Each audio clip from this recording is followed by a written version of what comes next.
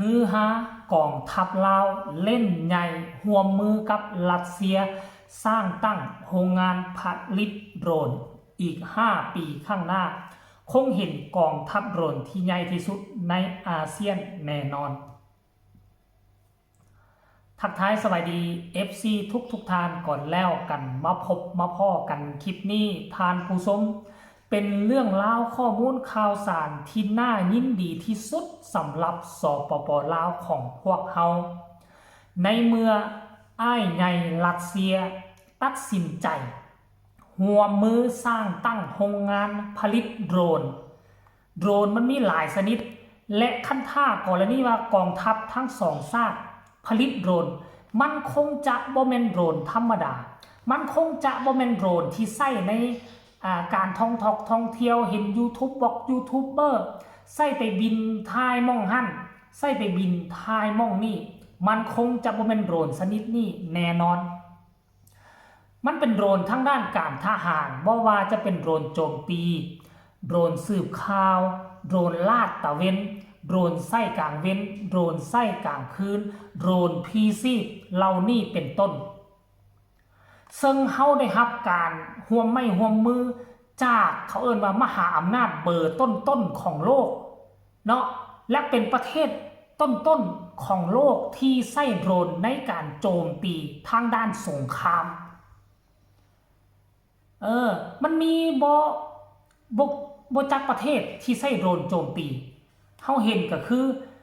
รัสเซียยูเครนแล้วก็จะมีทางอิหร่านเนาะแล้วก็จะเห็นสดๆข้างบ้านก็คือสงครามชายแดนระหว่างไทยกับกัมพูชาก็เริ่มใช้โดรนเนาะแต่ว่าใช้จำนวนน้อยแต่ผู้ที่มีประสบการณ์หลายที่สุดต้องมอบให้รัสเซียกับยูเครนในเมื่อรัสเซียเคยมีประสบการณ์ทางด้านการรบยุคปัจจุบันนี้เนาะมันมีสิ่งหนึ่งที่สำคัญและจะมาทดแทนรถถังจะมาทดแทนขีปนาวุธจะมาทดแทนเครื่องบินนั่นก็คือโดรนมันสำคัญที่สุดต่อการรบในยุคนี้แล้วมันมีการลงทุนค่อนข้างน้อยบ่ลงทุนหลายแต่มากผลมันได้ดีลดการสูญเสียกำลังพลท่านผู้ชม FC แฟนคลับหลังจากเล่าไป ท่านรัฐมนตรีกระทรวงการต่างประเทศไปเยี่ยมยามไปกวดกาไปเยี่ยมยามโรงงานตัวนั้นถ้าคิดท่านผู้ชมไผก็บ่คาดคิดบ่คาดฝันทะลุออกไปอีกโซนหนึ่งเป็นโรงงานผลิตโดรนกำลังสร้างตั้งขึ้นโอ้โหรายละเอียดให้ทุกคนไปชมคลิปนี้น้ำกันสะก่อนแล้วจึงมาพ้อกันในช่วงต่อไปมีฐานพลเอกคำเลียงอุทาไกรสอนกรรมการกรมการเมืองศูนย์กลางภาครัฐมนตรีกระทรวงป้องกันประเทศพร้อมคณะได้ลงกวดกาดตีราคาผลสำเร็จในการจัดตั้งปฏิบัติการก่อสร้างกองพันซ่อมแปลงเคลื่อนที่เลขหนึ่งโดยการต้อนรับของสหายพลตรีจอมเพชรไสยสุขคณะประจำภาคกระทรวงป้องกันประเทศหัวหน้ากรมใหญ่เทคนิคกองทัพพร้อมด้วยคณะมีสหายพลตรีเดมิตรีคลายเยฟวลาดิเมียโรวิชหัวหน้าห้องการผู้ต่างหน้ากระทรวงป้องกันประเทศแห่งสหพันธ์รัสเซียประจำลาวพร้อมด้วยคณะ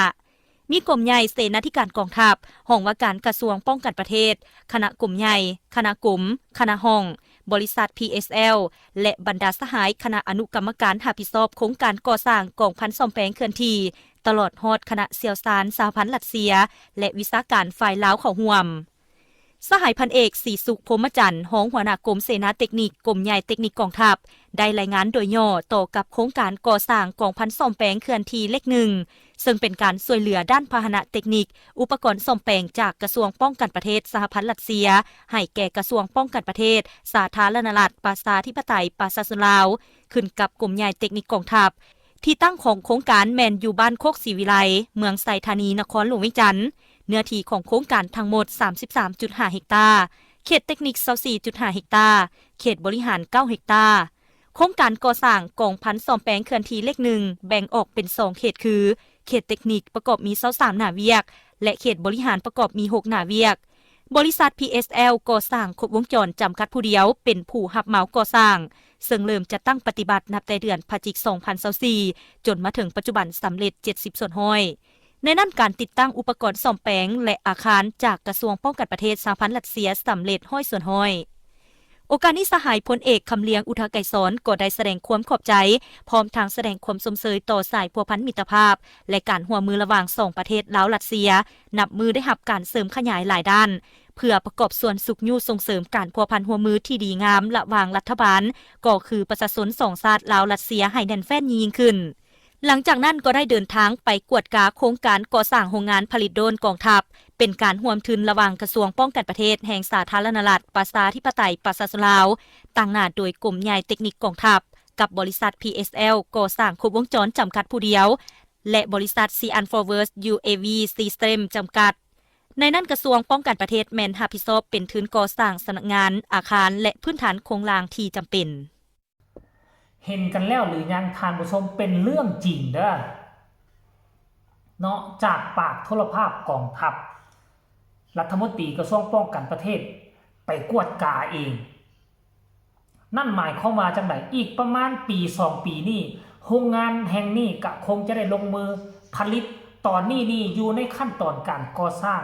ซึ่งกองทัพประชาชนลาวของพวกเราเนาะเขาเอิ้นว่าเป็นสถานที่เนาะเป็นสถานที่เอาพื้นที่มาแล้วก็ลงทุนสร้างตึกสร้างอาคารแล้วสำหรับเครื่องกลจักรวิชาการออกแบบก็คงจะให้รัสเซียมาเป็นผู้นำพาผลิต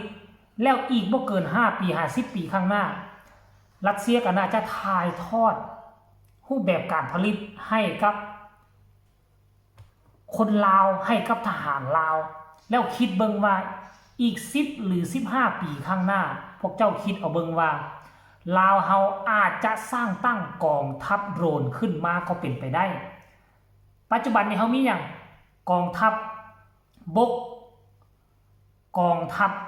อากาศเฮาก็สิมี2กองทัพนี่แล้วกองทัพอากาศนี่ก็หากระสร้างตั้งขึ้นเขาสิว่ากองทัพเรือมันก็บ้านเอิ้นว่าเป็นกองทัพเรือ